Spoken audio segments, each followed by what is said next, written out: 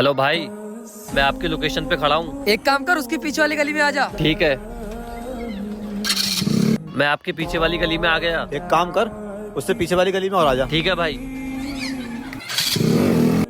भाई एक काम करो, आप ऑर्डर मत लो। ऑर्डर तो तू दे के जाएगा।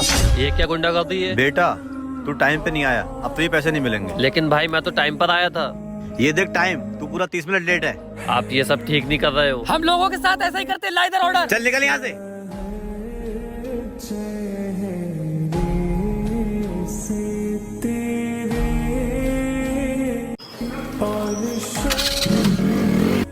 भाई ये आपके पैसे गिर गए थे।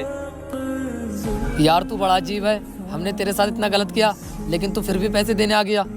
मेरा इस्लाम कभी भी किसी का हक मारने की इजाजत नहीं देता। भाई सलाम है तेरे इस्लाम को।